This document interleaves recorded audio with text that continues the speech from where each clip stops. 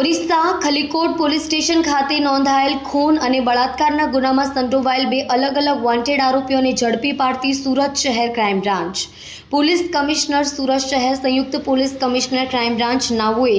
આગામી રથયાત્રા તહેવાર અનુસંધાને શહેર વિસ્તારમાં કોઈ અનિચ્છનીય બનાવ ન બને તે હેતુસર ગંભીર પ્રકારના ગુનાઓમાં નાસ્તા ફરતા આરોપીઓને પકડી પાડવા સુરત શહેર ક્રાઇમ બ્રાન્ચની સૂચના આપી હોય જે અનુસંધાને નાયબ પોલીસ કમિશનર ક્રાઇમ બ્રાન્ચના માર્ગદર્શન હેઠળ પોલીસ ઇન્સ્પેક્ટર ડીસીબી પોલીસ સ્ટેશનની રાહબરી હેઠળ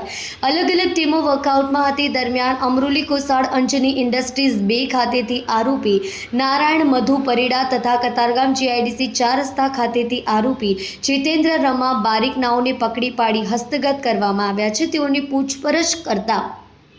હકીકત જણાઈ આવી છે। તારીખ 5/3/2025 ને સવારના સમયે કૌટુંબિક વિવાદની અદાવતમાં રવિન્દ્રનાથ દાસ નામના વ્યક્તિ ઉપર હાથ બનાવટનો બોમ્બ ફેંકી તેની તલવાર વડે ઈજા કરી મોત નિપજાવી હોય ઓરિસ્સા ખલીકોટ પોલીસ સ્ટેશન ફરિયાદ નંબર 181/2025 એક્સપ્લોઝિવ સબસ્ટેન્શન્સ એક્ટ 1908 ની કલમ 3, 4, 5 અને ભારતીય ન્યાય સંહિતા 2023 ની કલમ 103, 1, 3, 5, 303 મુજબનો ગુનો નોંધાયો છે।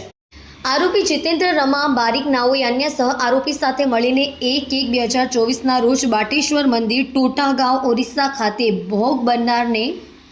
કોલ્ડ્રિંક્સમાં માદક પદાર્થ પીવડાવી તેની સાથે જાતીય સંબંધ બાંધી ભોગ બનનારને 8 માસનો ગર્ભ રાખી દઈ ગુનો આચર્યો હોય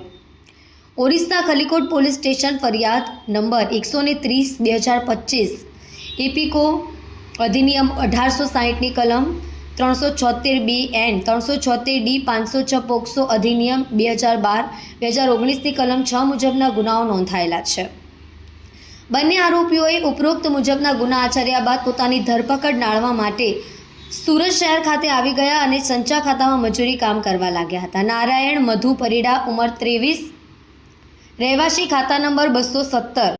અંજની ઇન્ડસ્ટ્રીઝ 2 વિજયભાઈના ખાતામાં કોસાડ અમરોલી મૂળ રહેવાસી ઓરિસ્સા જીતેન્દ્ર રમા બારીક ઉંમર 24 રહેવાસી ઉત્કલનગર ઝુંપડપટ્ટી